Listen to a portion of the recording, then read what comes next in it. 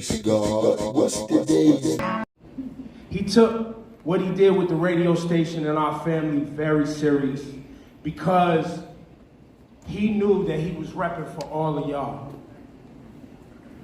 And it was about love. Everything Kay Slay was about was love. Period. I'm sure there's a number of people in here got into an argument with Kay Slay. Make some noise, you got into an argument with Kay Slay.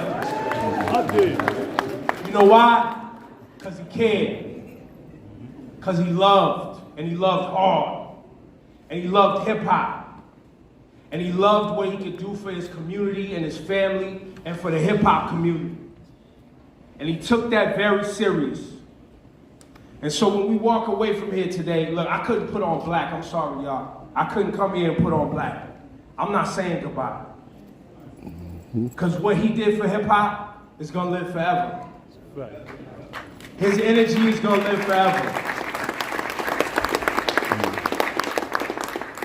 I want to send my condolences to Mrs. Grayson. I want to say peace to the gods and the earths in the building. Peace. And warning. The drama king is in the building. Goddamn right. Make some noise for Kay Slay.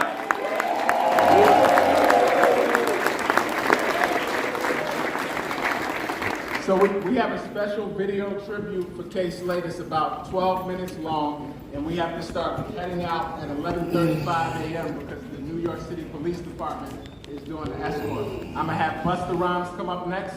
Bus. 5 minutes, Bus. 5 minutes. That's it. I don't want nobody getting mad at me. I gotta move the program.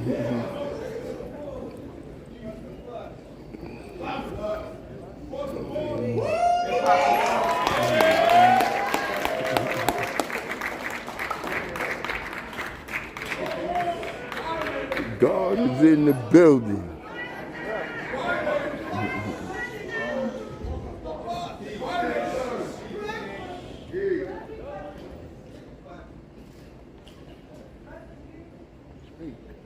Miss Grayson.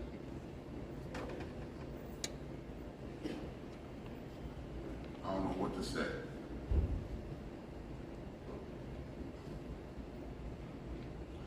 I met Slay like right after leaders of the new school broke up. So it's about 27, 28 years of friendship and brotherhood.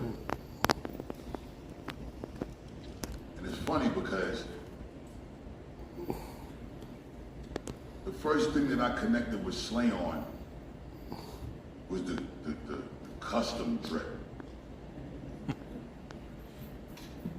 Slay got this brother right here at 125th. This African brother that would custom do his clothes. I use the same dude. So sometimes when me and Slay was first connecting, it was funny because we never told each other we was getting our clothes made by the same dude.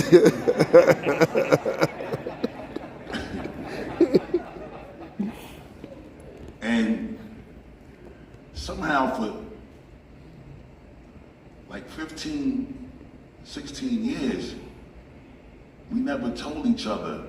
So I kind of never knew if he might have knew at some point, but I didn't know. So, you know, we always try to pull up on each other and show off and stunt and act like your custom drip ain't flyer than mine. Your dude clothes look a little sloppy the way he make your garment.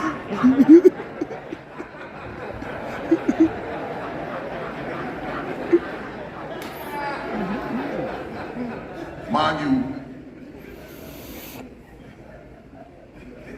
get my garment made by the same dude. I'm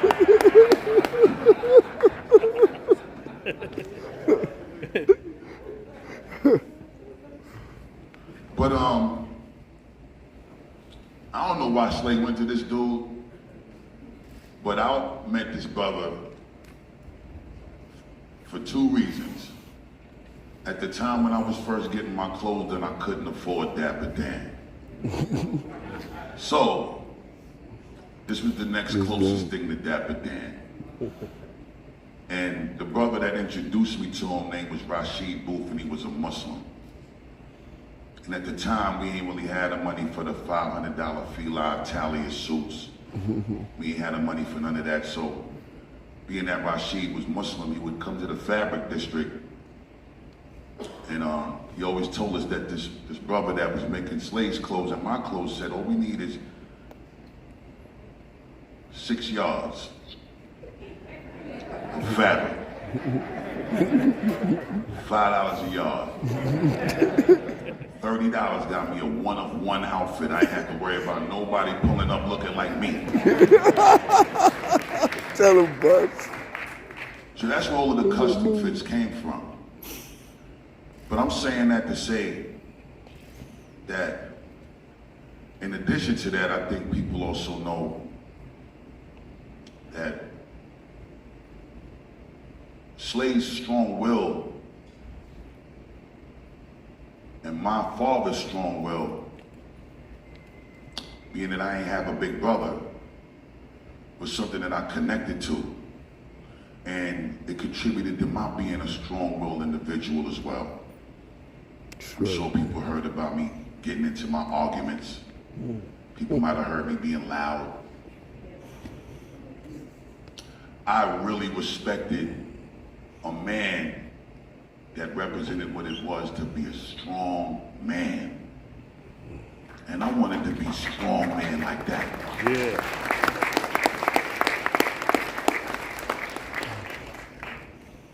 So sometimes me and Slay would get into arguments.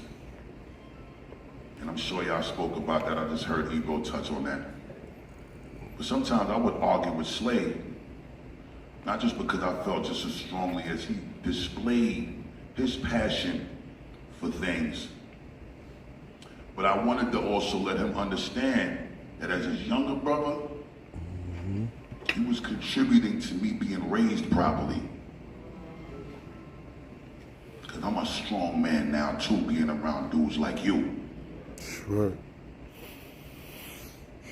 Sometimes I tell Slay, I don't like this beat you set me to get on your record.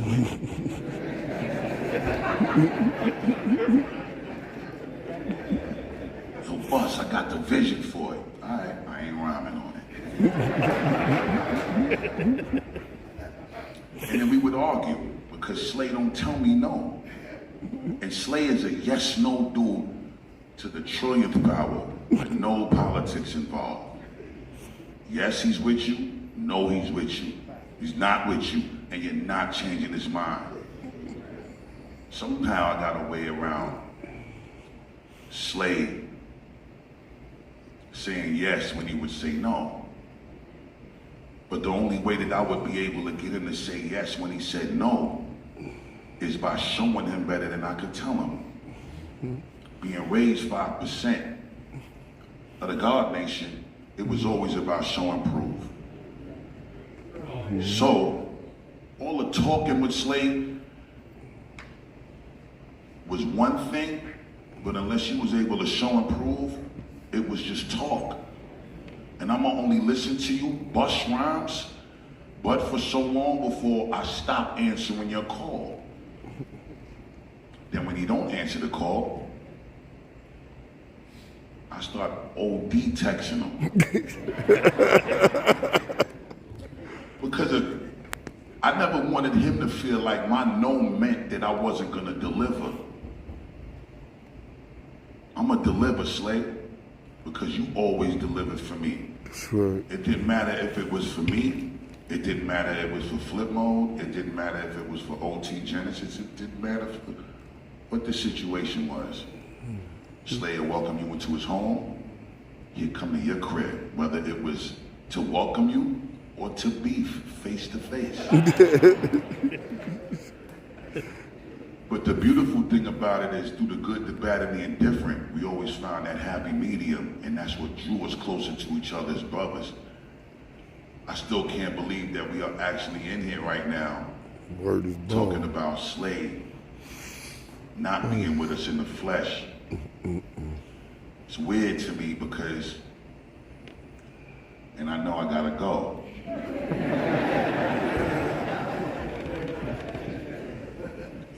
my extra 2 minutes though.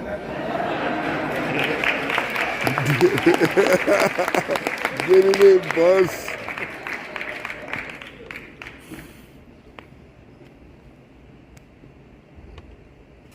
On Slay's last album,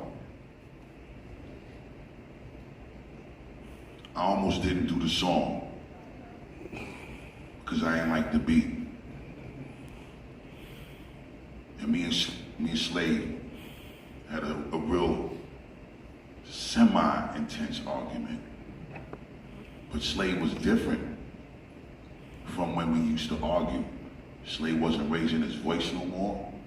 Slay wasn't acting like the same way he would approach things in that aggressive manner that he used to. And calm, in a very calm way, he made me feel like, yeah, all right. Mm-hmm. Yeah, all right. That's it. And it felt way worse. Did it curse you out? That I ended up making the beat my damn self. And I sent it to him, and he thought the beat was cool. He loved it before we rhymed on it. He thought it was cool after we rhymed on it. And I went and got Benny the Butcher on it, and I went and got Conway on it from Griselda, and I went and got Prayer on it, my new artist. And when I saw that reaction, I started to feel like I wasn't showing and proving to him that my idea was better than his, that I said I ain't like. So I went and got this other producer from the Soul Council by the name of Crisis on the Ninth Wonder. And he heard that beat with the same vocals on it. And he said, this is it, Bus. And in hindsight, not knowing that that would be the last record. Damn, Bus. I'm just grateful that I was a part of every Slay album, countless mixtapes. Salute, Bus. Salute. And I just was able to establish a genuine brotherhood with that man, where on my very last album that came out,